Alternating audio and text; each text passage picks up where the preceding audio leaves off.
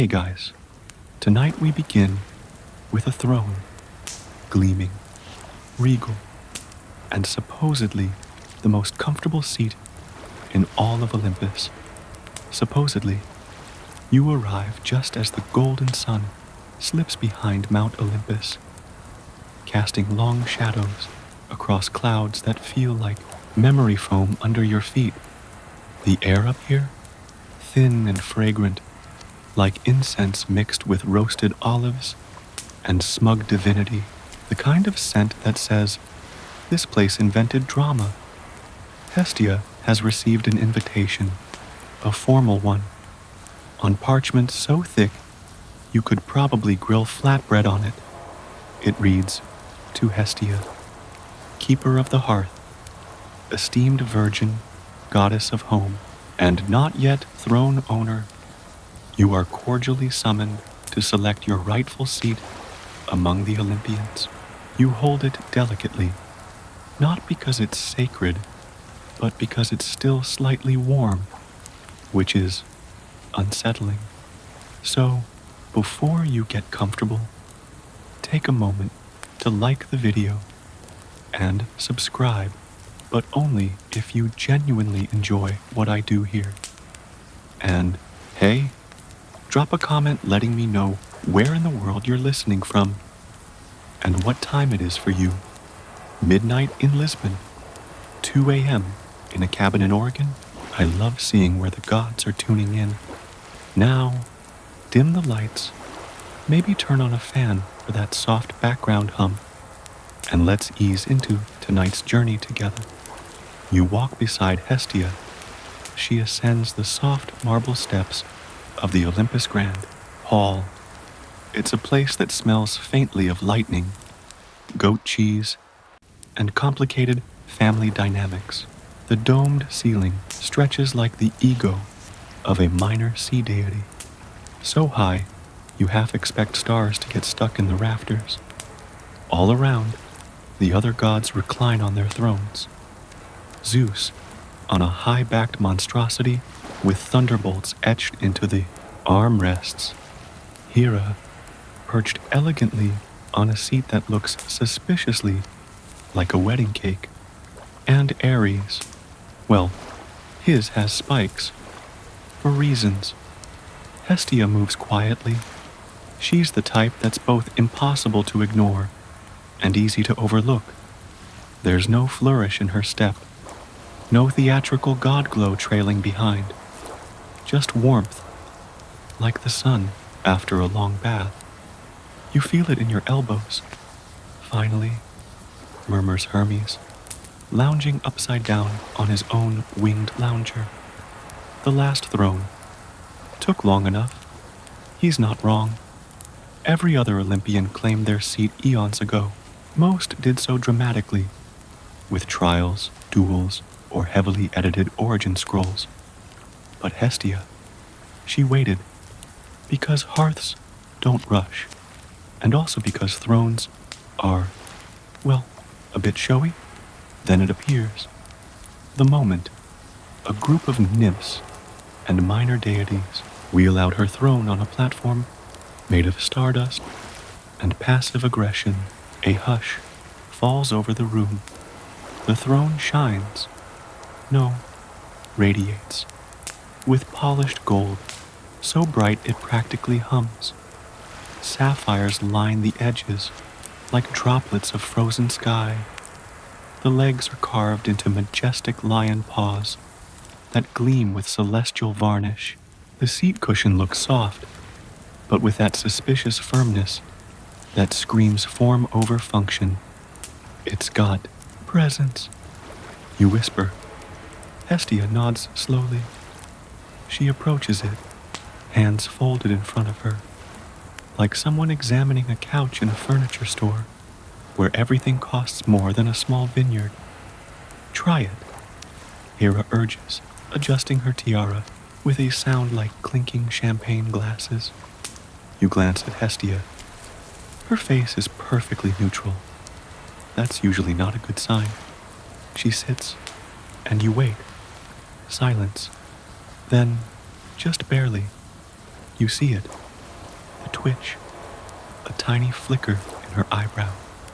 Her lips part slightly, as though she's considering whether this entire throne has been lined with mild regret. "How is it?"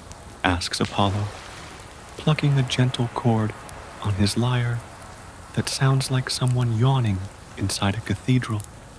"It's golden," Hestia says diplomatically, and indeed it is. Too golden, maybe.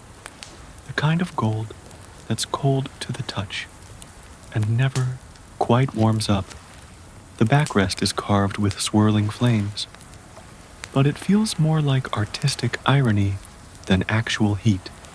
You reach out and touch one of the lion paws.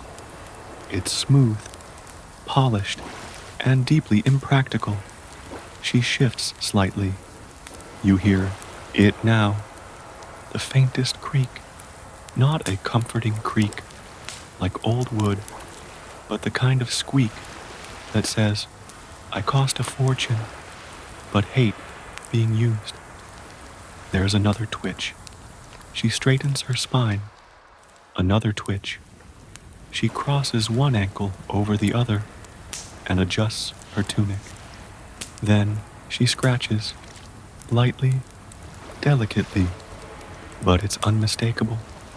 "You all right?" You whisper. She leans closer to you. "It itches," she murmurs. And that's how the evening begins, with a golden seat too glamorous to sit in, and a goddess already longing for a nice, warm stone bench near a fire.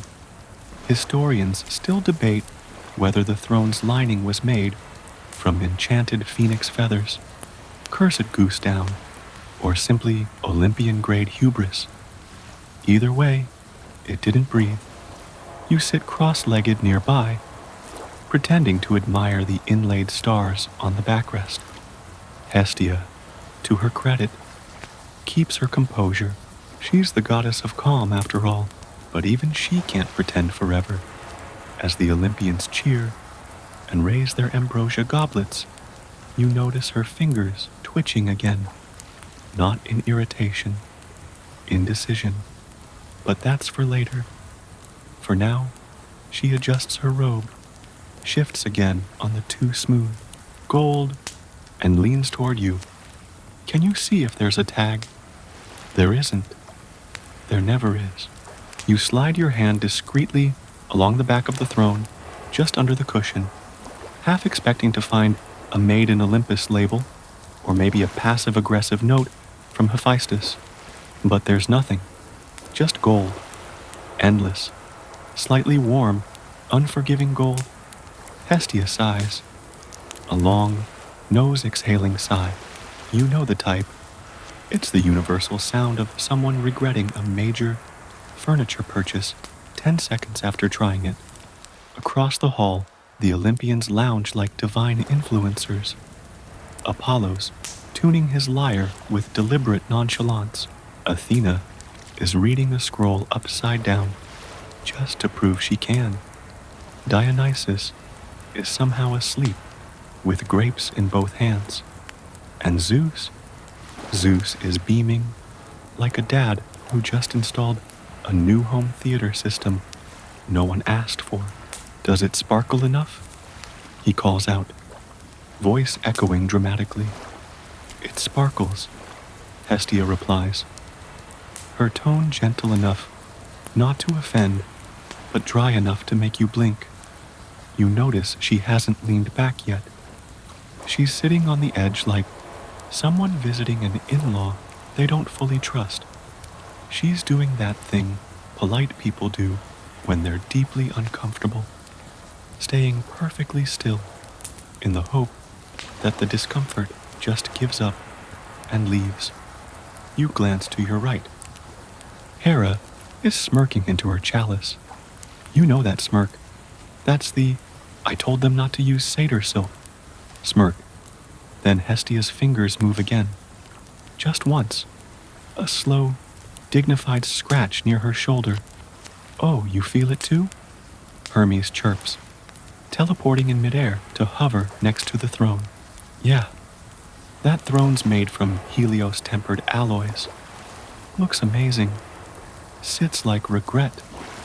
Why would anyone make something this itchy? You whisper. He shrugs. Because prestige is rarely comfortable, my friend. You start to notice the Eos throne in more detail now. The ornate carvings are beautiful, yes, but also pointy. Sharp flourishes twist around the arms like golden ivy. But the more you look, the more it feels excessive. The backrest, slightly concave, which means it forces you into a posture your spine only dreams of on good days. Hestia shifts again. The squeak returns. Louder this time, like a seagull in denial. Lovely acoustics, she mutters. You sure it's not just, new? You offer. She raises an eyebrow. I am the goddess of stillness and fire. I have meditated in caves. I have napped on baked clay. I once sat on a basket of figs for 8 hours without moving. Pause. This is worse. You both glance down. There's an iridescent shimmer to the throne's base. It's probably meant to evoke glory and divine status, but all you can think is high maintenance. This is the kind of seat that would complain if you wore linen instead of silk. The kind of furniture that wants to be seen, not used.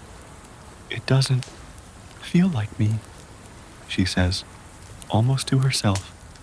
And there it is, the quiet truth, floating between the saffron-scented incense and Apollo's latest chord. You shift your weight, sinking a little into the soft cloud beneath. Your own seating arrangement? Cloud, version 1.0. Not glamorous, but oh so forgiving. Maybe you need a throne that's more hearth-friendly. You suggest? She smiles. Not a huge one, just the edge of one. The kind that says she's been thinking that exact thought since her glutes first brushed the gilded cushion. Zeus claps. Loud. Too loud. A toast to our final throne. All the gods raise their goblets. A few roll their eyes. One demigod waiter trips and spills nectar on a minor muse. In the middle of this orchestrated chaos, Hestia shifts again. The squeak is now an audible part of Olympus's background music.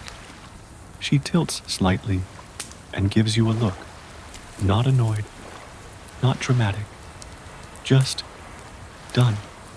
Historians still debate whether this was the moment the hearth goddess began plotting her quiet rebellion.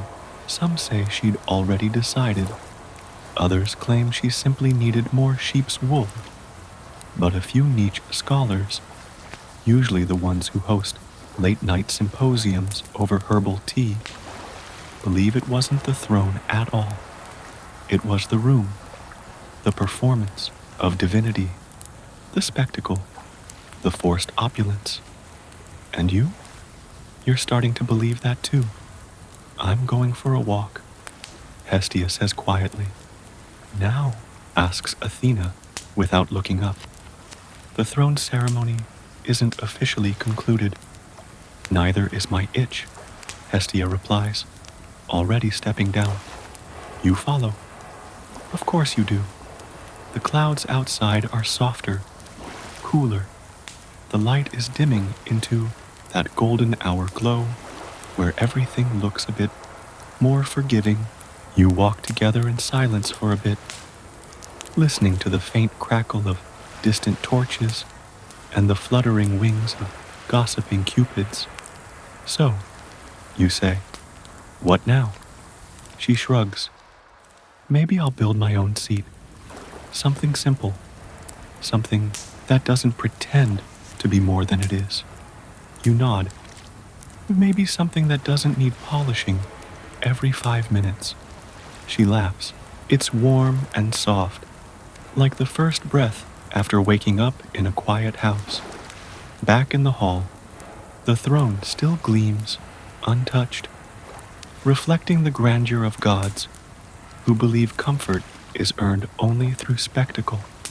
But Hestia, she's already thinking about olive wood, maybe a cushion stuffed with myrrh leaves, something real. You keep walking together. The itch is fading, and in its place, a little fire begins to glow, one that doesn't need gold to shine. By the time you both circle back toward the central flame of Olympus, the eternal hearth that Hestia keeps glowing with just a flick of her calm presence, the noise of the throne room is a muffled memory behind marble columns and glittering curtains. You can still hear Dionysus laughing at something only he found funny, and someone dropped a lyre. But out here, it's different. The air hums with warmth, real warmth, not the decorative, overcompensating heat of a fire sculpture carved from rubies, but the subtle warmth of something ancient, familiar, alive. Hestia sits down gently beside the hearth on a small bench she's conjured from nothing but old cedar wood and quiet defiance. You sit beside her, knees nearly touching. There's a peaceful glow between you now, soft and orange and slightly flickering. It crackles once, like it's clearing its throat. You glance back toward the corridor. Do you think they'll notice you left? Hestia takes a sip of her tea. She has tea now, steaming gently in a mug shaped like a clay pot from a civilization that doesn't exist anymore. They'll notice, she says, but they'll wait for the after party to ask why. You're not sure how long you sit there. Could be minutes or an entire age of man. But eventually, a rustling sound makes you glance up. A pair of nymphs walk past, whispering and giggling. Is it true? One of them says, a little too loud. She refused the throne. Hestia sighs lightly. It's already news. You smirk. Well, Olympians do love a scandal, even if it's furniture-based. She chuckles. I just didn't expect it to feel so itchy. It wasn't just physical, it felt staged, like I was sitting in someone else's idea of what I should be. You nod, like a golden business card you never asked for. And that's when it hits you. Thrones aren't really about sitting. Not here. They're branding, status symbols. Look at me, they say. I am important because I look uncomfortable. You start to look at the other thrones in your memory now. Ari's throne, red leather, spikes, and a skull motif that screams middle child energy. Apollo's seat has a built-in mirror and glows from within.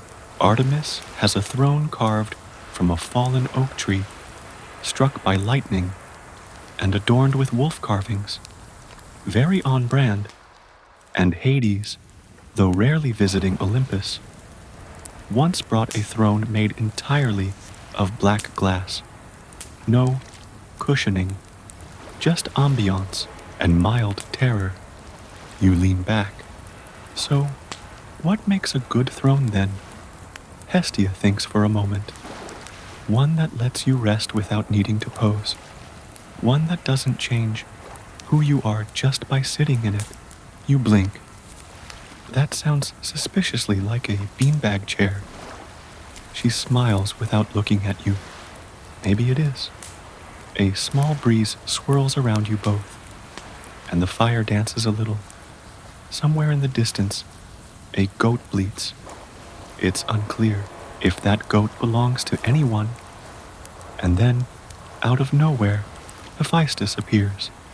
Not dramatically, just kind of wanders into view holding a wrench that looks too advanced for any known era. You didn't like it? He asks Hestia, genuinely curious. It was beautiful, she says. But it wasn't me. He shrugs. Figures. Zeus said, make it shine. He didn't say, make it livable. Hephaestus sits down on a low stool. He conjures himself. It creaks reassuringly. You know, he says, some of the oldest thrones in Mycenaean palaces were just flat stone slabs. No carving, no ego. Just there. You nod. And yet they ruled empires. Hephaestus grunts. And probably had great posture. Historians still argue, you add, about whether throne design reflected divine function or just narcissism. Hephaestus snorts. Both. He stands again, rubbing soot off his hands onto his apron. If you ever want something different, simpler, I'll build it. No gems. Just you. She smiles. That would be nice. Then he's gone again. Just like that. Back to his forge. Probably to hammer metal while thinking deep philosophical thoughts about ergonomic design.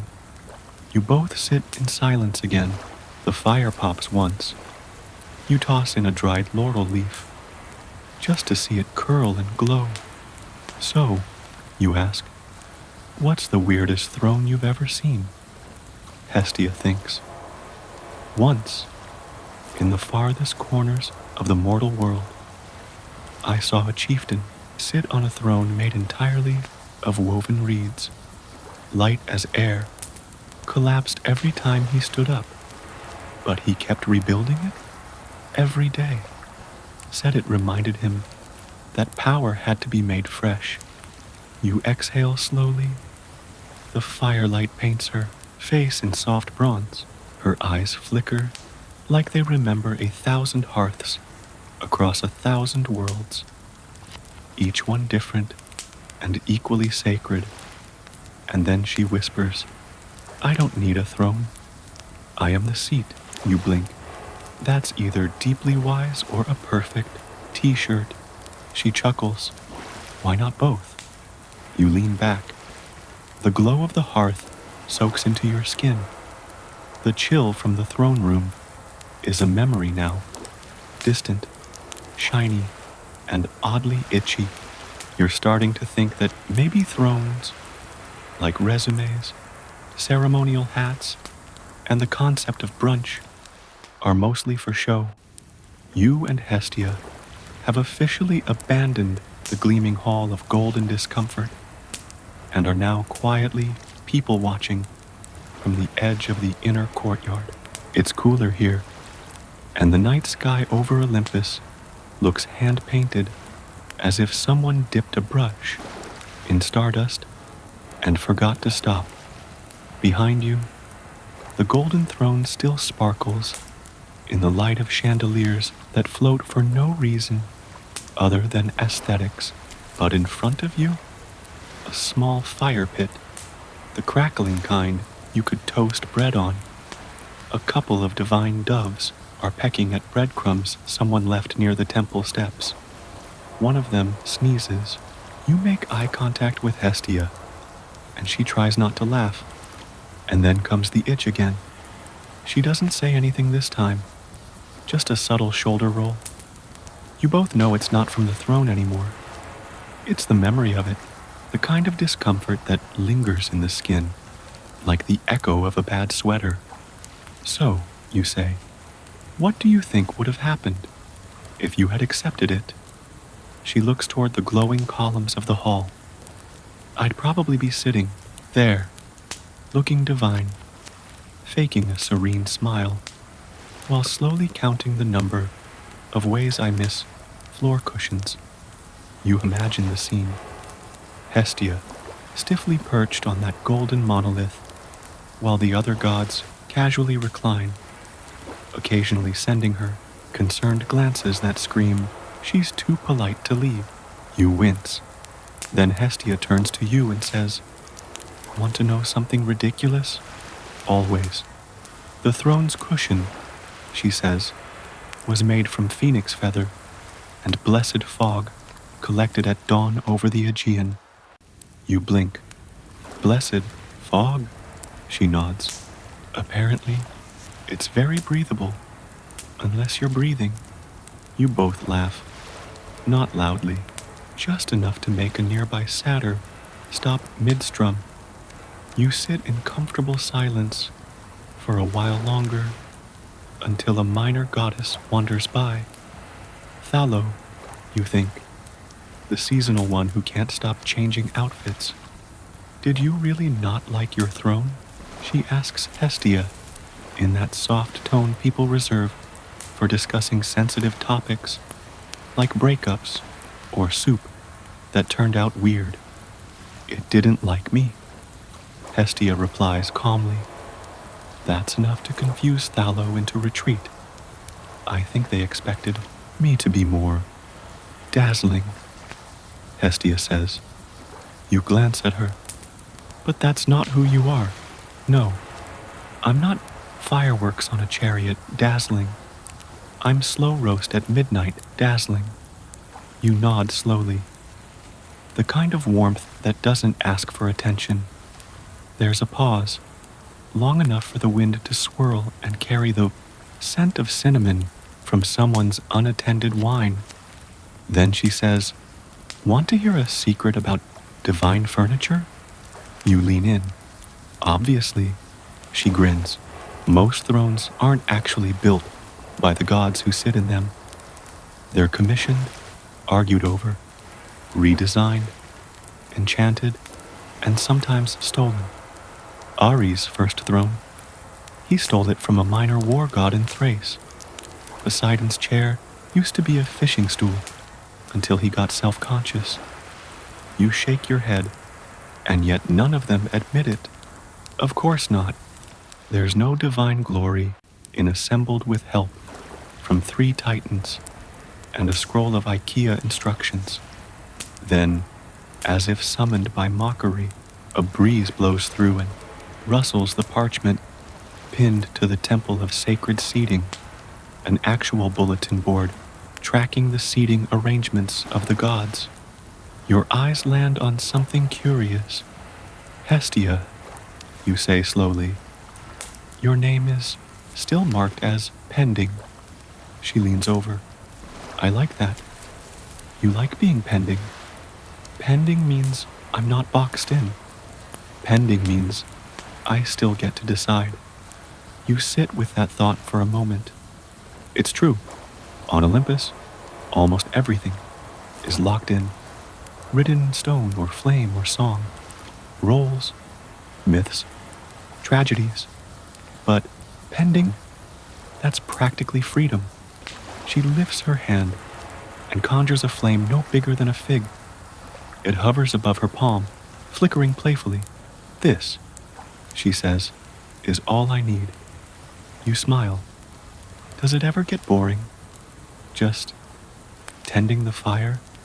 "Never," she says. "Every flame is different. Every ember, a choice. It's the only job up here that never ends. But it's also the one that doesn't need applause." You think about that. And then you say, "Historians still argue whether Hestia was ever truly part of the 12 Olympians or just nearby." She raises an eyebrow. "Nearby is fine." You see more from the side. Another ember pops. Somewhere nearby, a grape rolls off a plate and disappears into a bush. Neither of you moves to retrieve it. You glance once more at the distant throne, now under a silk veil and guarded by a very bored-looking dryad. You realize something else. No one's approached it since Hestia walked away. "Think anyone else will try to claim it?" you ask. She shakes her head. "Too itchy." You both smile again. And that's how it ends for the night. Not with thunder, lightning, or a divine proclamation, but with a fig-sized flame and two people sitting exactly where they want to be. By morning, Olympus is already humming with fresh drama. Aphrodite's pigeons have apparently stolen some of Athena's scrolls. Hermes is loudly denying any involvement, and someone painted eyebrows on Zeus's thunderbolts.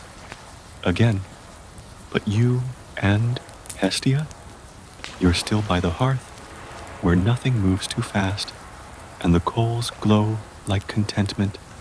She's curled up on that same cedarwood bench, legs tucked under her, sipping something herbal that smells like thyme and stories. You're lying nearby, arms behind your head, eyes half open, watching smoke rise into the perfect sky. It's not flashy, it's not epic, but it's deeply, absurdly peaceful. So, you murmur, are you officially dethroned now? Hestia hums thoughtfully. You can't be dethroned if you never accepted it. Right, you're unthroned, dethroneless, anti-furniture. She grins. That one sounds like a political movement. And then comes the inevitable. A swirl of silk and perfume announces the arrival of Apollo, who approaches with the grace of someone who thinks they're being casual, but is absolutely not. Just checking in, he says, sliding onto a marble seat, as if it's made of stardust. Everyone's talking about the throne situation. Hestia nods politely. They would be. They say you turned down gold with sapphires. That glowed. I did. He frowns. Why? It itched. Apollo tilts his head like a confused golden retriever. That's it? That's enough. There's a pause. Then he strums his lyre gently and begins singing very softly, golden thrones and itchy bones. The hearth goddess who sat alone. You throw a pebble at him. He dodges without losing rhythm. Fine, he says, rising. But don't blame me when this becomes an epic ballad with 17 verses and interpretive dance. Make sure it includes a verse about divine humility. Hestia calls after him. Apollo disappears in a sunbeam, leaving behind a faint trail of glitter and drama. You sigh. He's going to turn this into a saga. Probably, Hestia replies. At least I'll be remembered for something warm and relatable. Then she looks thoughtful. You know, it's not just the throne. It's what it represented. That urge to sit higher, be seen, be admired. You nod. The performance of importance. Exactly. But I don't want to perform warmth. I want to be warmth. You let that sink in. Around the courtyard, the world keeps spinning. Gods bicker, nymphs chase butterflies, and the occasional mortal prayer floats upward like dandelion fluff. But here, next to Hestia, time slows. You're not sure if it's magic or just excellent vibes. You ever miss being in the center? You ask. Like, officially. She shakes her head. The center doesn't have to be where the light hits. Sometimes it's the place that holds everything else in balance. You think about that, about how every temple built in her honor always places the hearth in the middle, even if the statue goes outside. About how mortals light fires and whisper her name, not out of fear, but comfort. Historians still debate whether this humble, ever-present warmth made Hestia more beloved than the flashier gods, or simply more forgettable. But you know the truth. So, What happens to the throne now? You ask. She smirks. Probably gets put in a vault next to that golden chariot Zeus used once and then declared too squeaky. There's a breeze again. This one carries a hint of lavender and, oddly enough, toast. You lean back farther, and that's when you hear the shuffle of sandals. Hermes returns, panting dramatically and holding something under one arm. A bundle of fabric? No, wait. It's a cushion. A very handmade looking one. I brought something, he says proudly. You sit up. Hestia eyes him warily. He plops the cushion into her lap. It's lumpy, slightly crooked, stuffed with what smells like dried chamomile and cloud fluff. There's an embroidered symbol on one corner. A flame, crooked but unmistakable. I made it, Hermes says. Sewed it myself. Took me, well, I made someone else teach me. But the point is, it's soft, and it doesn't sparkle. Hestia presses her hand into it. The cushion sighs. I love it, she says sincerely. Really? She nods. It feels like it remembers people sitting on it. Hermes beams. Cool. Also, I'm selling them in the marketplace now. Hearth cushions by Hermes. Tell your friends. And just like that, he vanishes again, leaving behind the faint smell of ambition and beeswax. You both laugh, hard, for a good minute. Then Hestia sets the cushion beside her on the cedar bench, not because she needs it now, but because she knows she will, and because it's the first gift today that felt like someone actually saw her. The sun's getting lower. The fire flickers. Somewhere behind you, another thunderbolt explodes because someone leaned on it wrong.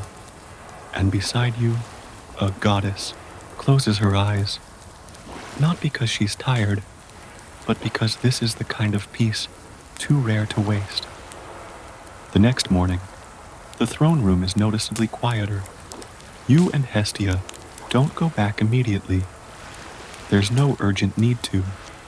And frankly, the hearth's quiet company is more valuable than another round of passive-aggressive ambrosia toasts.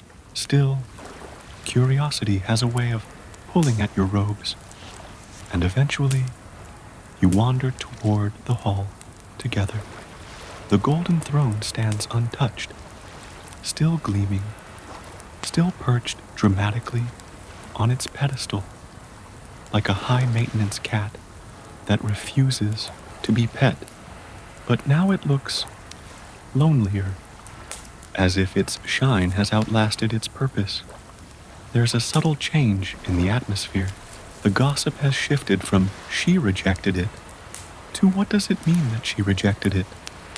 You can feel it in the side eyes and the awkward pauses when Hestia walks past, as though the act of saying no to something so grand is a kind of power no one knows how to deal with. I think they're scared I started a trend, she murmurs to you.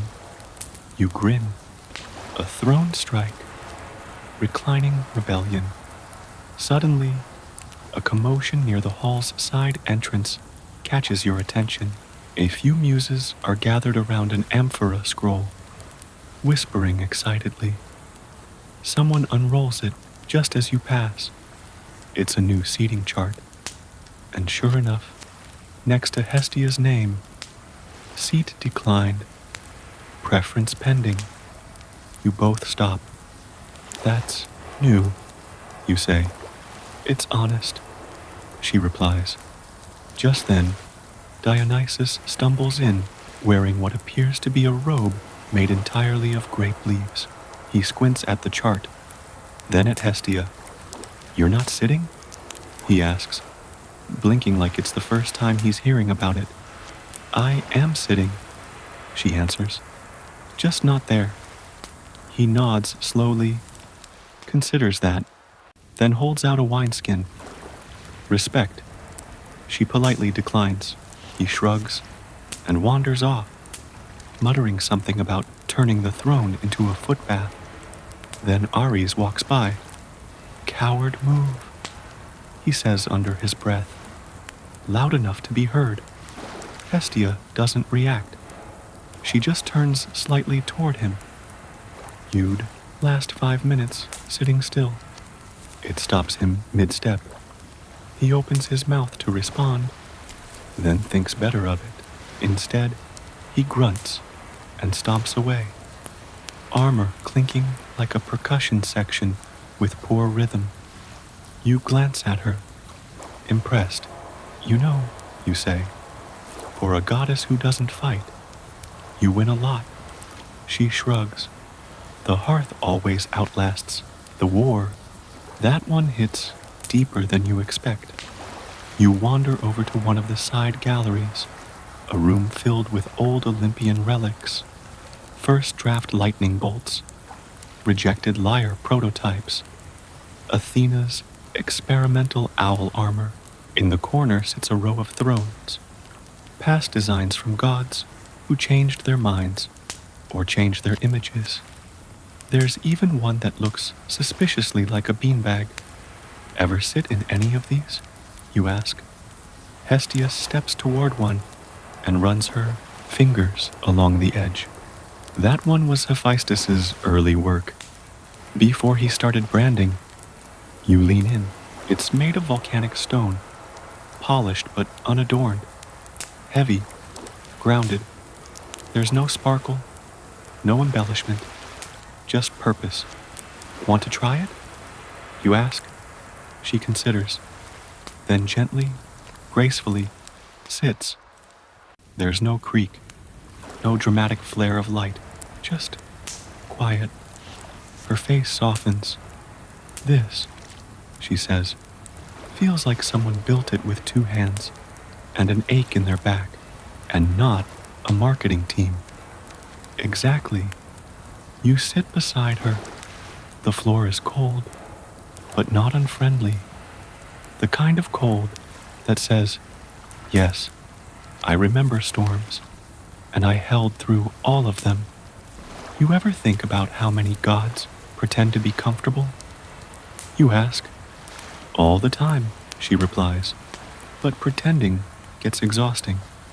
Eventually, even gods get tired of their own illusions. A silence settles again, not awkward, deep. A silence that feels like something important is being processed beneath the surface. Then she adds, historians still debate whether the original thrones were meant to elevate or isolate. You blink. And your theory? I think the answer's in the hearth. It's low, central, shared. You don't sit above others when you tend a fire. You sit with them. Another truth, slipped in like a breath of smoke through a chimney. You both rise. She gives the old throne a final pat, like thanking it for being real, and you walk together, slowly, back toward the courtyard. On the way out, you pass a young demigod, being fitted for a chair of his own. He looks nervous. First time? Hestia asks gently. He nods. They say it should reflect who I am, but I'm not sure I know yet. She smiles softly, then builds something that lets you find out. Not something that says you've already arrived.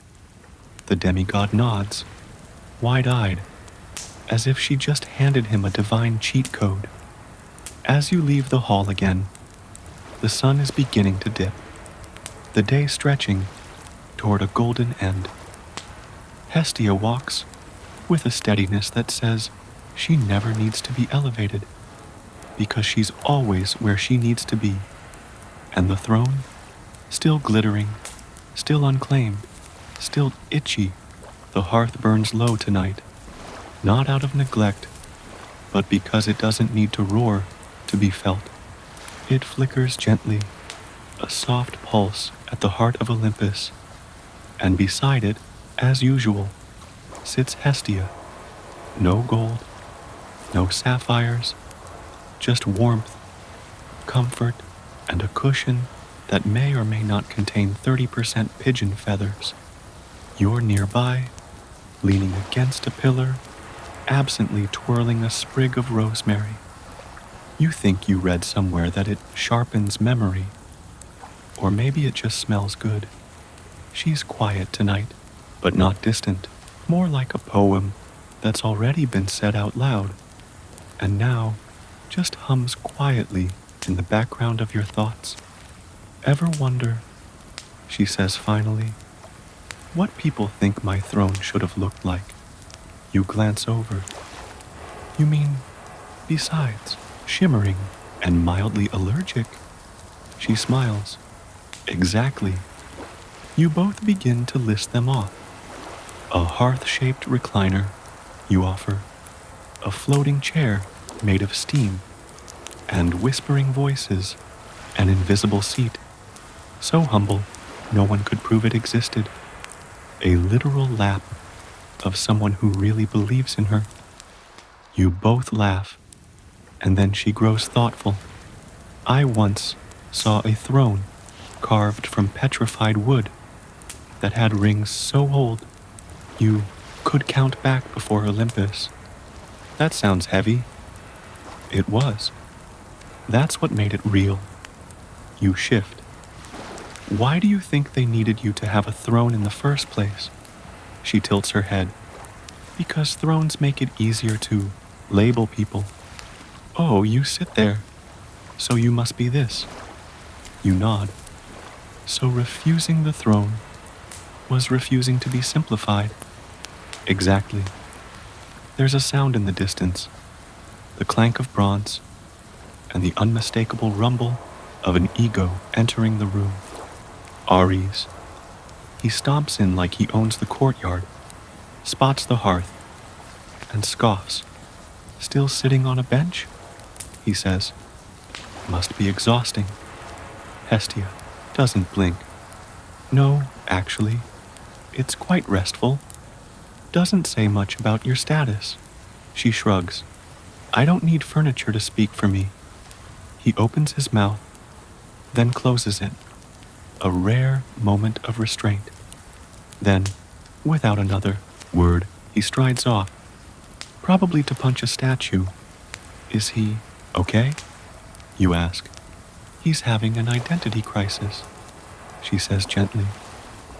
It happens when someone else's quiet peace makes your loud power feel lonely. You raise your eyebrows. Remind me never to annoy you. She sips her tea. You already do. The breeze picks up. The fire dances again, casting odd shadows across the courtyard. They stretch like stories. Long, quiet, and full of little surprises. Historians still debate, you say suddenly, whether Hestia refused the throne because of discomfort or because she was making a statement. She looks at you. What do you think? I think, you say. You didn't refuse the throne. You refused the expectation. She nods once, slowly, and that, you continue, was louder than any thunderbolt. There's a pause, then a quiet chuckle from her. That would make a terrible hymn. I'm working on it. Just then, Artemis shows up, holding something wrapped in linen. She kneels beside Hestia and unwraps the bundle. Inside, a small, hand-carved stool. It's worn, slightly wobbly, but clearly loved. I thought, Artemis says, you might want this for guests. Hestia runs her fingers over it. Where's it from? Old hunting cabin. I used to sit on it and watch the moon rise. It creaks. Hestia smiles. Perfect. Artemis nods, then vanishes in the way only she can, like a sudden change in wind direction. You look at the stool. You're collecting alt thrones now? I'm collecting truths, she says. Everyone has a seat they actually like. Not the one they show off, but the one they miss. You both fall quiet again. The night settles in fully now. Above you, the stars are so sharp, you could shave with them. Around you, the gods begin to sleep, or at least pretend to. Only the hearth remains fully awake. You ever think they'll understand why you did it? You ask. Hestia looks at the flame. Not today. Maybe not this age. But eventually, someone always sits too long in something that looks right and feels wrong. And when they stand up, they'll get it. You sit a little closer. The warmth is gentle, reassuring, the opposite of golden glory. And you think, maybe some thrones were never meant to elevate, but to invite, to gather, to hold without weighing down. And somewhere in the back of your mind, you make a note to find your own version of that one day. The days on Olympus begin to blur. It's not the kind of blur that comes from boredom. No, this is the slow, honey-like blur of peace, the rhythm of gentle routines, of warm coals and quiet conversations, of gods passing by and eventually staying for a bit longer near the hearth. You've started to notice a pattern. In the mornings, the halls echo with ambition. Plans, power moves, dramatic entrances with theme music. Zeus's in particular involves thunder and suspiciously choreographed eagles. By midday, the chaos slows, and by dusk, the gods drift toward Hestia's hearth. Not in groups, never in fanfare, one at a time, quietly, as if caught in a current they didn't realize they'd been swimming in. Tonight it's Demeter. She arrives with soil still on her hands and the scent of barley in her hair. She doesn't say much, just drops into the seat beside Hestia, closes her eyes, and exhales. Rough harvest? Hestia asks gently. Demeter nods. They keep trying to grow fruit in sand again. You offer her a cup of mulled wine. She takes it gratefully. I heard about the throne, she says after a moment. Everyone has, Hestia replies, not unkindly. Demeter glances at her. Was it really that itchy? Hestia chuckles. It wasn't just the gold. It was what the gold was trying to cover up. Ah, Demeter says. The old divine insecurity. Exactly. You add a few twigs to the hearth. The fire responds with a contented crackle. Demeter eventually rises, leaves behind a sprig of wheat, and disappears into the dusk. The seat she used still holds a bit of her warmth. Hestia doesn't say anything, but you can tell.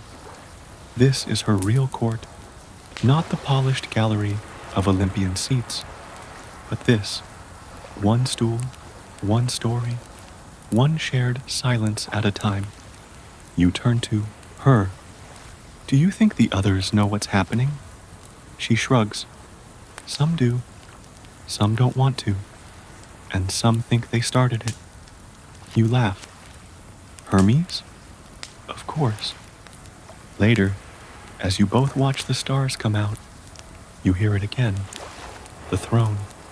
A long, echoing creak from the hall, like it's remembering someone, or maybe just trying to be remembered. I wonder, you say, do thrones have feelings? Hestia raises an eyebrow. You mean like conscious feelings? Well, maybe not feelings, but presence. She considers. I think they carry memory. They absorb what we bring to them. So if you sit in pride, they carry pride. If you sit in fear, they carry that too. Exactly. You glance at the golden throne in your mind. All that polish, all that shine, it probably hums with centuries of performance, of expectations, of divine backs sitting stiffly, never quite at ease. And then you think of the cedar bench, of the cushion Hermes stitched together with uneven thread, of the mismatched stools gifted by Artemis, Demeter, even one from a satyr who claimed it was perfect for peeling olives. Those seats have their own kind of memory, one that hums with shared stories, crumbs and sighs of relief. Historians still argue, you say, whether Hestia gave up her throne for modesty or for rebellion. She leans back, letting her fingers trail through the firelight. Maybe it wasn't rebellion. Maybe it was a return. A return to what? To the first circle, the one where people sat in a ring and passed bread, not judgment. You nod slowly. Before the marble, the gold, the declarations. Before we forgot that sitting down could be sacred. A pause, the kind of pause that asks to be listened to. Then she smiles. Don't worry. I'm not starting a new religion. Too bad. You'd get great reviews. She grins. But no merchandise. You both laugh. Then, slowly, others begin to appear. Not many. Not loud. Just one or two at a time. Hephaestus, with a new set of tools and a quiet grunt. Athena, pretending she's just passing by, though she stays long enough to toast a pine nut, even Apollo. Again, though this time he doesn't bring his lyre, just a blanket. You glance around. No one is announcing themselves.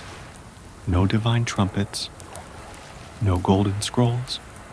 Just presence, one seat at a time. And through it all, Hestia never says, "Welcome." She doesn't have to. The fire does that for her. You lean closer. You realize this is becoming the most popular spot on Olympus. She shrugs. Not because of me. Because no one here has to be anything other than tired.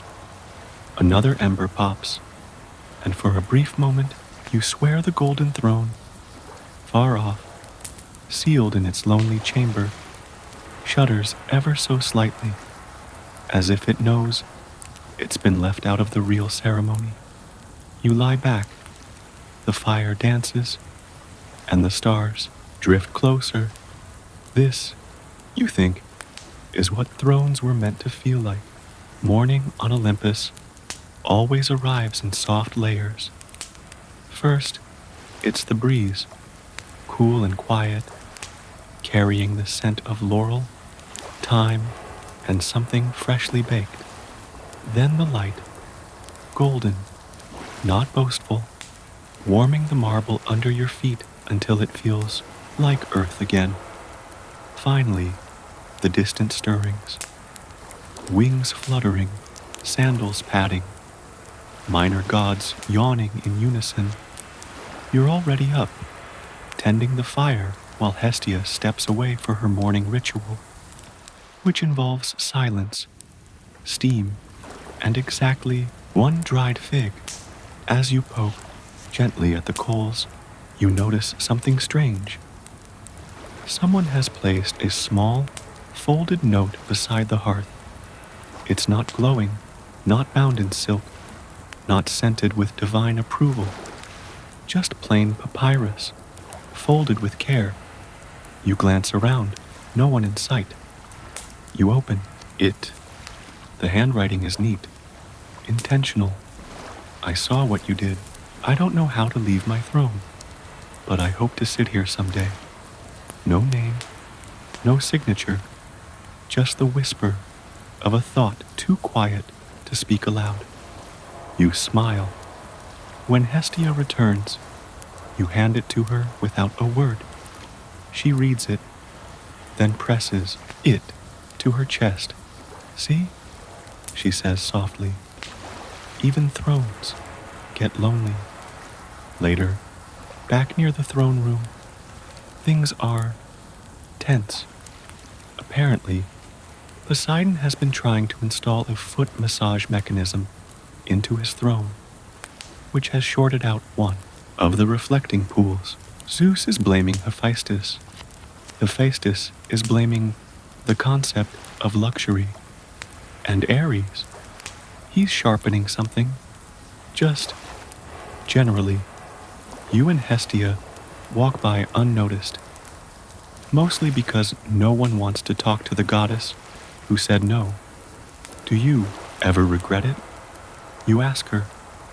She doesn't answer right away. Instead, she pauses in front of the massive double doors that lead to the Hall of Thrones. They're still slightly ajar, like an argument that never fully closed. Then she says, "No, but sometimes I wonder how much silence it takes before people stop asking why." You glance through the crack in the doors. The golden throne is still there, untouched. Someone has added a velvet rope in front of it, as if to protect it from being noticed. That looks ceremonial, you say. That looks insecure, Hestia replies. You leave it behind again. Back at the hearth, there's a new visitor, a mortal. You blink. Mortals on Olympus are rare, and this one seems both completely lost and oddly comfortable. He sits cross-legged near the fire, eyes wide, but not afraid. Are you supposed to be here? You ask. He shrugs. I think I dreamed my way in. Hestia offers him a piece of flatbread. He takes it without hesitation. She sits beside him. Welcome. The mortal looks around. This is nice. Warm. It doesn't feel like the stories. No lightning bolts today, she says. He nods slowly. Back home, my hearth's broken.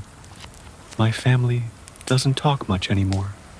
I think I came looking for this. Hestia reaches over and places a hand on his. Then take it with you. You don't need a flame to carry warmth. He closes his eyes. You watch this moment and realize this is the throne. This is the moment. Not the height, not the power, but the space between people where something unspoken is held and honored. As the mortal fades, returning to his dream or his home, you notice something beside the hearth. Another seat. It wasn't there yesterday. It's simple. Woven reeds, slightly uneven legs. A basket turned upside down maybe, but it fits. It belongs. You glance at Hestia. That wasn't you. She shakes her head. Not directly, but sometimes presence invites imitation. You sit in the new seat. It creaks, but in a good way. Historians still debate. You muse whether thrones were meant to elevate or to center. She leans back. The hearth never moved. It didn't need to. A pause. The fire cracks. And then, from somewhere down the corridor, Hermes' voice echoes faintly. She said no to gold and built a circle instead. Now everyone comes. You grin. That one's better. She rolls her eyes. It rhymed. He's proud of it.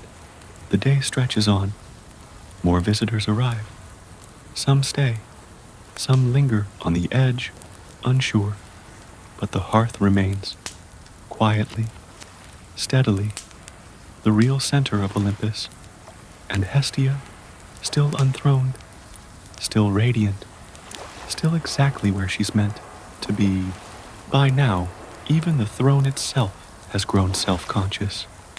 You see it one afternoon, Hera has arranged for a team of nymphs to dust it again, but there's something sheepish in the way they do it. Less ceremony, more pity, like polishing a trophy no one won. You and Hestia don't talk about it much anymore. The throne, there's no need. It's still there, of course. Still gold, still dazzling, still unoccupied. But here, by the hearth, things are busier than ever. This morning, a fawn brought sweetbread, no explanation, just nodded solemnly and vanished. An hour later, a philosopher demigod showed up to study the behavioral dynamics of throne resistance. He stayed for tea. Even Artemis has begun to arrive regularly, not to talk, just to sit, clean her arrows, and occasionally make sarcastic comments about Zeus's increasingly elaborate walking staff. Apparently, it now glows when he's near. Beacon of insecurity, she muttered yesterday. The hearth glows as always, steady, patient. Today, you're seated on what might be your new favorite cushion. It's slightly deflated on one side and smells like lavender left in the sun. Hestia is beside you, weaving a basket one-handed, for no reason other than something to do with my fingers. How do you think it ends? You ask her suddenly. She pauses. The throne thing. Yeah. She shrugs. Maybe it doesn't end. Maybe it just becomes irrelevant. You consider this. You think they'll ever get rid of it? Unlikely. They spent too much on the sapphires. Another log shifts in the fire. Sparks flutter upward like thoughts that escaped their sentences. And then Hermes shows up. Again. But this time, he's holding something different. A scroll, rolled tight, sealed with wax shaped like a winged sandal. You raise an eyebrow. Official business? He nods gravely. An announcement. Hestia waits. He clears his throat, unrolls it with a flourish, and begins to read.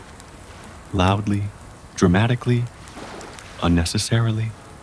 By order of the Olympian Committee of Symbolic Furnishings, and under the vaguely enthusiastic support of Father Zeus, the following resolution is hereby recorded. A pause.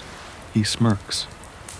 Let it be known that the throne of Hestia shall henceforth remain unclaimed, in accordance with her divine preference and notable contribution to the establishment of whatever it is that's happening near the hearth. Another pause. This time, he smiles genuinely. Furthermore, said throne shall be moved to the relics gallery for historical purposes, alongside the singing goblet and Dionysus's failed beanbag. You stare at him. Wait, what? It's true, Hermes says. They're retiring it. Hestia is quiet, not surprised, but still, you watch her reaction closely. No triumph, no smugness, just breath. A slow exhale, like she's been holding it since the throne was first wheeled in. Did you know this was coming? You ask. She shakes her head. I didn't need it to, but I'm glad they finally understand. Even Zeus, especially Zeus. He likes having the last word, even when it's mine. Later that day, the golden throne is carefully moved, wheeled out of the hall by a team of very nervous satyrs, escorted by 2 muses and 1 oracle taking selfies. No crowd gathers. No speeches are made. It simply leaves, and with it, something else shifts. Not loudly, not immediately, but deeply. You return to the hearth. There's a new seat waiting. Someone left a stool carved with tiny constellations. Hestia sits. You sit beside her. The fire glows. And for the first time since the beginning, Olympus feels balanced. Historians will definitely debate this. 1, you say. They'll call it symbolic, Hestia replies. And maybe a little dramatic, she smiles. But accurate. You look around. No thrones, no pedestals. Just gods and demigods and immortals, and maybe even a few mortals, all seated around a fire that hasn't gone out in millennia. And somewhere far away, in a gallery filled with things too shiny to use, a golden throne gathers dust, and no one misses it. By now, something has shifted on Olympus. Not loudly, not all at once, but steadily, like water, finding new grooves in stone. The throne room is quieter these days, while the hearth, it buzzes with a slow kind of gravity, a gentle draw. You notice it in the way the gods time their errands, just so they happen to pass by, or how minor deities bring offerings they claim are leftovers, but are actually fresh, or how even the clouds seem to hang lower. Curious. Today, it's Athena who arrives, scrolls in hand, eyes focused, but shoulders relaxed. She doesn't speak at first, just sits, crosses one leg over the other, and breathes. Hestia hands her a small dish of roasted figs. Athena doesn't look up, but takes one, murmuring, "Thank you." It's only after the third fig that she says, "I've been rereading old texts about divine architecture, thrones, altars, ceremonial spaces." Hestia waits. Athena continues, "They always assume power must be elevated, above the people, above the hearth, but that wasn't true in the earliest temples." She turns toward Hestia. "You didn't just reject a throne.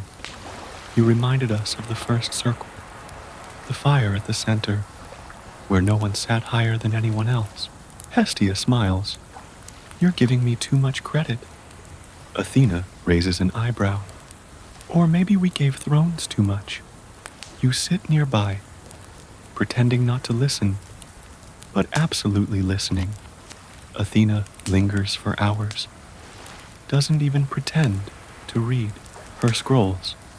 When she finally leaves, she touches the cedar bench lightly, as if to anchor the memory.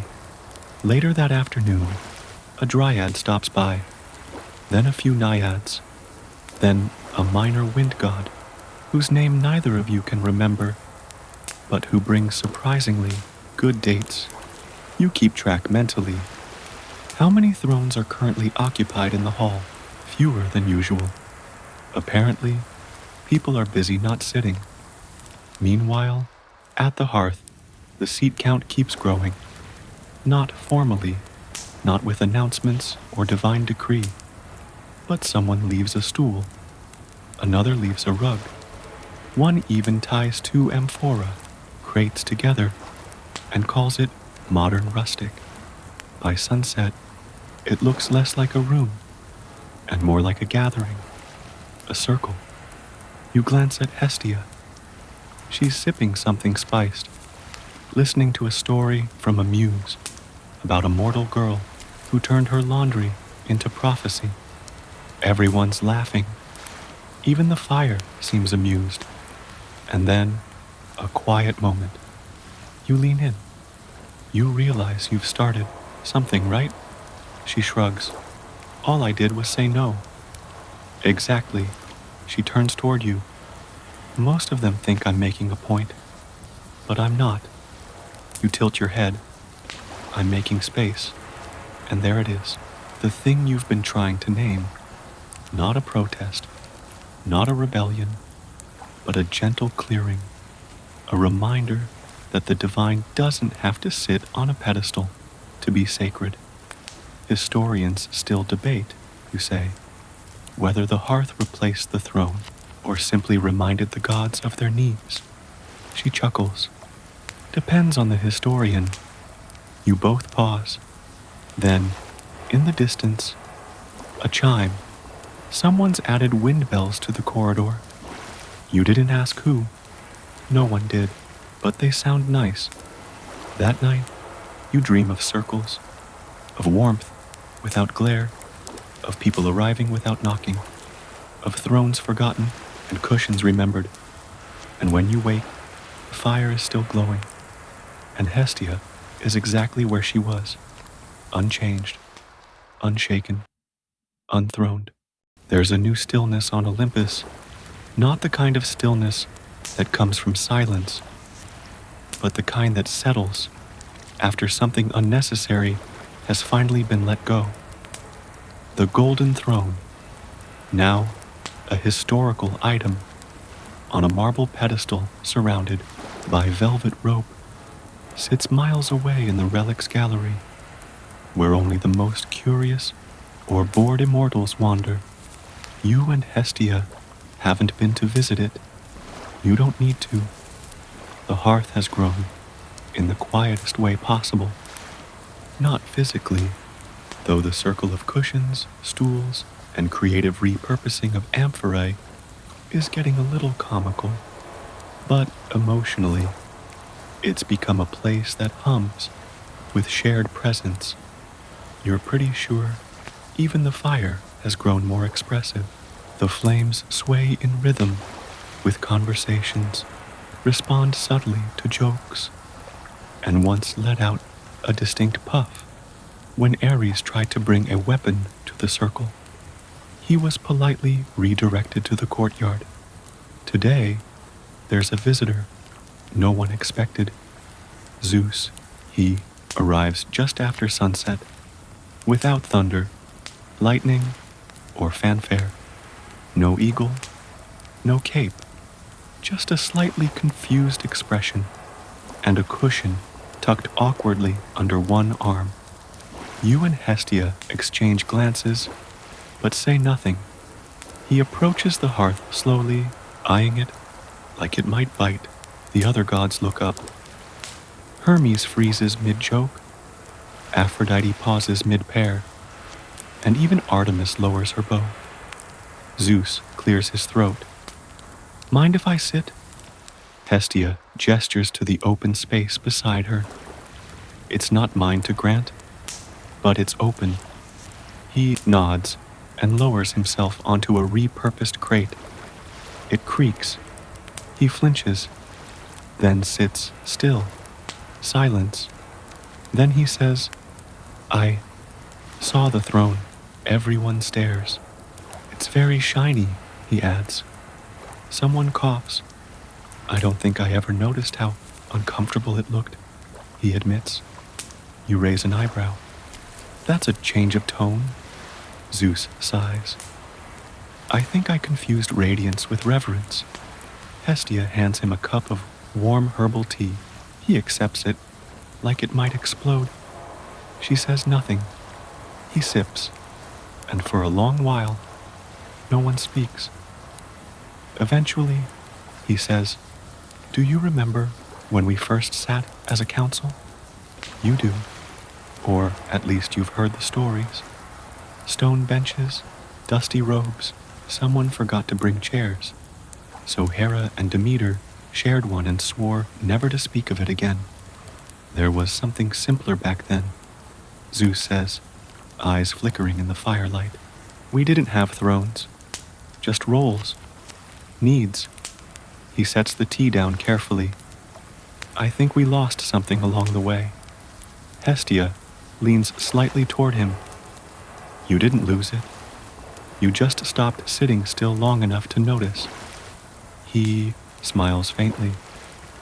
You always were the wisest. She shrugs. No, just the quietest. The fire crackles. An ember drifts upward and vanishes like a secret finally released. You glance around. Everyone is still watching Zeus, but differently now. Not with fear, not with judgment, with curiosity. He reaches into a small bag he's brought and pulls out a pastry. I brought something, he says. Almond fig tart. Hera made too many. You take it, stunned. Are you offering it as tribute? No, he says. I'm sharing. Someone gasps. Probably Hermes. The tart is warm, flaky, perfectly sweet. You look at Hestia. She raises her eyebrows, as if to say, miracles are real. Later, after the group slowly disperses, back to their temples, clouds, and moonlit errands, Zeus lingers. He glances around the hearth. This is good. It is. Hestia agrees. He hesitates. You think it's okay that I'm here? She smiles gently. The hearth welcomes anyone willing to sit. You lean back on your cushion, watching as Zeus settles deeper, shoulders relaxing, crown slightly crooked. You never thought you'd see this. Not the king of Olympus sitting down, but him staying. Historians will absolutely argue about this. You mutter. They'll call it symbolic, Hestia says again. But it's actually real.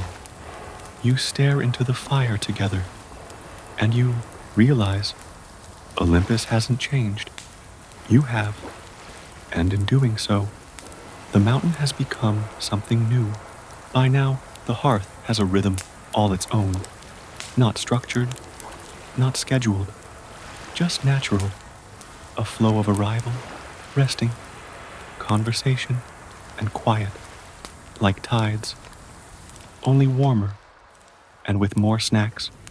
You wake to the soft crackle of fire, the clink of a teacup, and a soft yawn, possibly from Dionysus, who somehow managed to sleep upside down in a hammock, someone tied between two columns last night. No one remembers putting the hammock there. He insists it appeared in a dream. Hestia, as always, is already awake. She's sweeping, not with magic, not with divine fire, just a simple handmade broom of tied twigs. I like the sound, she says. You listen. It's soft, bristly, rhythmic, almost like a lullaby. If a lullaby wore sandals and smelled like cedar. She finishes and sets the broom aside. You know, she says, I used to think I had to tend the fire constantly, every moment, watch it, guard it. But now, I realize it knows how to take care of itself. You glance at the flames. They're steady, happy, even. You swear they glow more when she speaks to them. I think, you say, you made the space, and the space made room for you. Hestia nods, and others, because of course the others have returned, not just for tea or figs, or to quietly collapse after political god drama, but because the hearth has become something more than a place. It's a practice, a way of being. Apollo now plays softer melodies. Hermes delivers messages with less sarcasm. Even Ares, though he pretends it's not a thing, has started carving wooden stools in the courtyard, just to keep his hands busy. The hearth, once symbolic, is now structural. Today, you're visited by a delegation of mortals, priests, poets, and one very enthusiastic child who insists on feeding the fire a pebble for good luck. You all watch it sizzle and vanish into spark. The child beams. Hestia ruffles his hair, and just like that, you realize she's not just unthroned. She's unfenced, uncontained. What began as refusal has become refuge. Historians still debate, you say, whether the removal of the throne was a shift in power or the birth of something new. They always miss the small things, Hestia says, the way people lean in closer when they feel welcome. That's where change begins. Another breeze passes. This one smells faintly of honey and olive wood. A few gods arrive without speaking.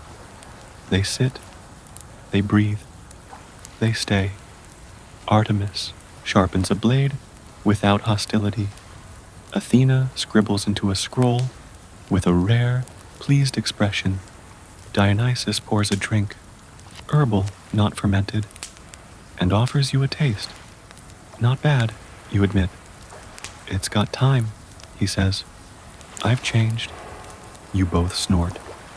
Zeus arrives late, still a bit awkward. He brings another cushion. This one has embroidery, a fire, stitched by Hera. He doesn't mention it aloud, but Hestia nods when she sees it. It joins the growing circle. You step back for a moment and look around.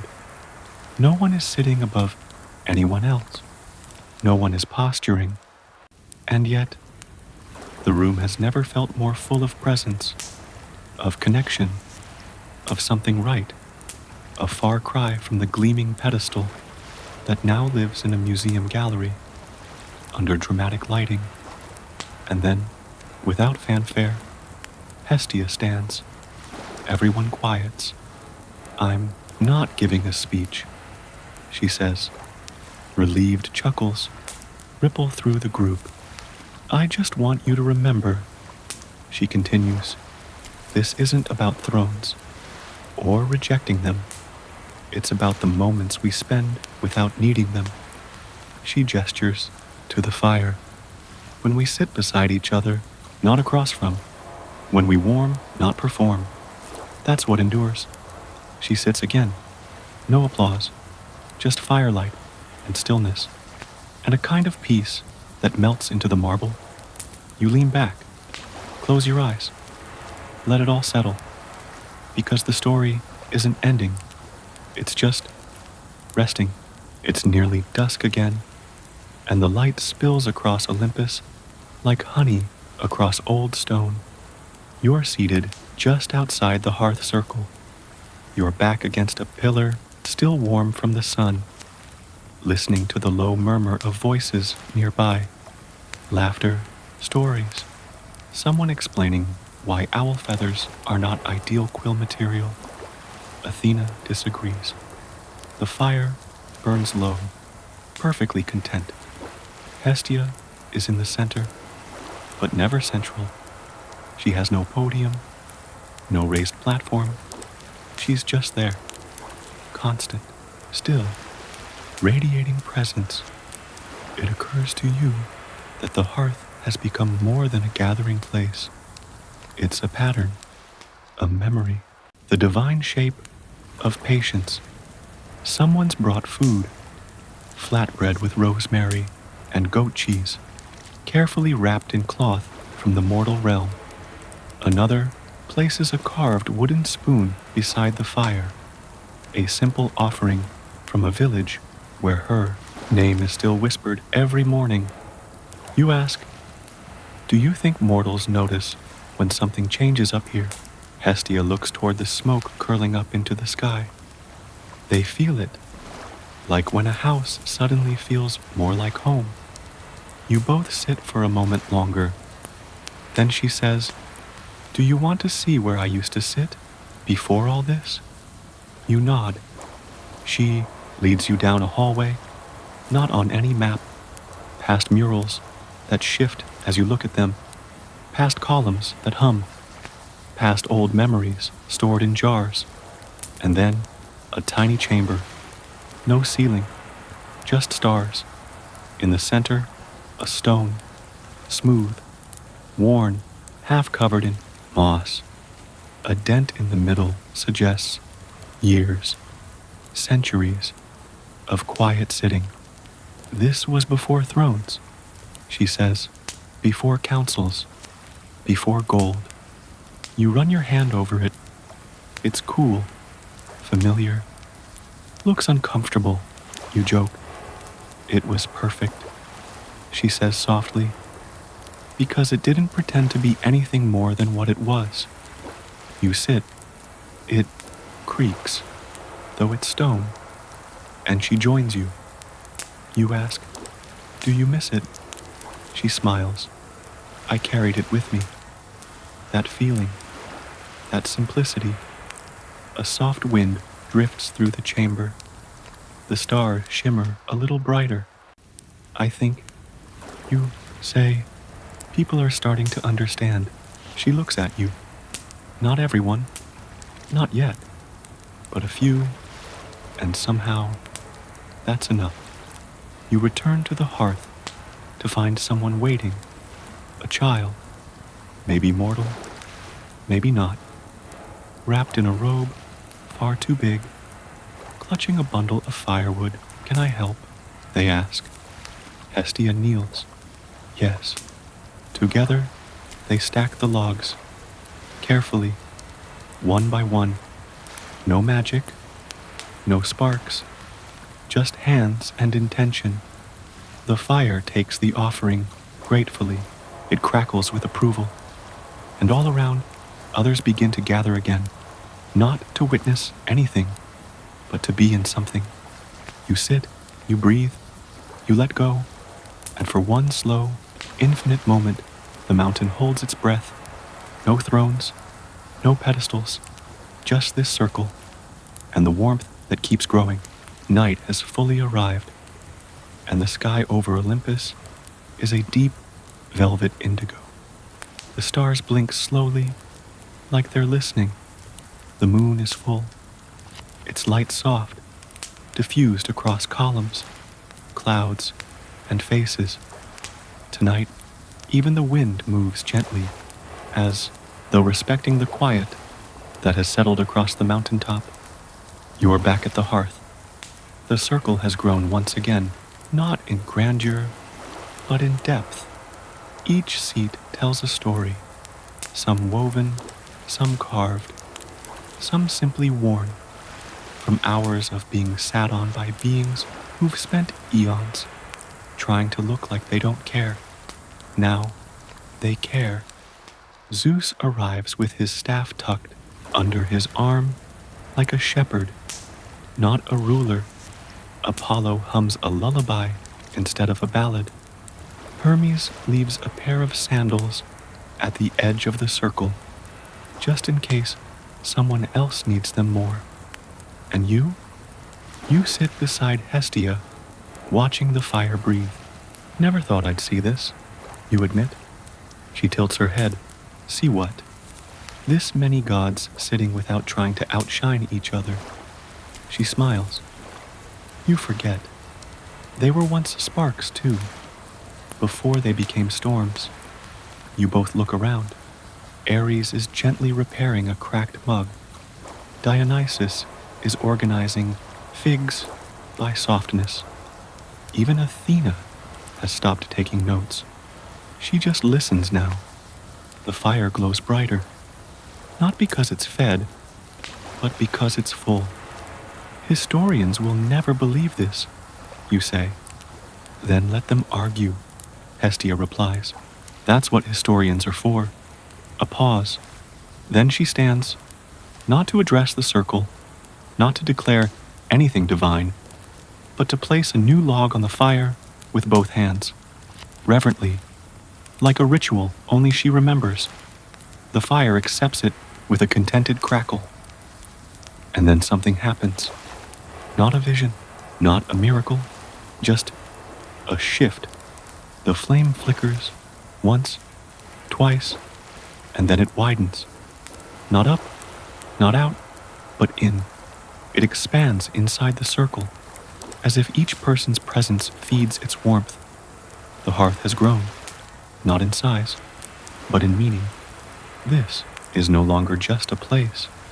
It's a practice, a choice, to sit beside instead of above, to listen instead of declare, to glow without blinding. You close your eyes, breathe in smoke and cinnamon and something older than words. Hestia sits again.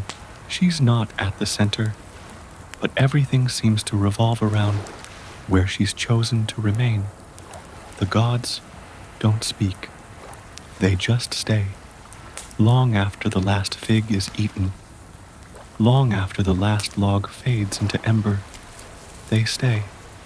And for the first time in memory, Olympus sleeps as one, not in thrones, but in warmth, in presence, in peace. Let your shoulders drop now. Let your breath slow. There is nothing more to see tonight. No more divine debates. No more thrones to claim or question. Only the fire, still glowing softly at the center of everything. Its light dances across your eyelids, flickering like old stories, whispered too quietly to hear. You feel it, not just the heat, but the weightlessness it brings, the letting go. All around you, the world rests, not in silence, but in stillness. Even the gods sleep now, not out of exhaustion, but acceptance. You picture the hearth, barely a flame now, just a gentle pulse in the dark, and yet it warms every corner of Olympus, every story, every heart. You are not apart from it.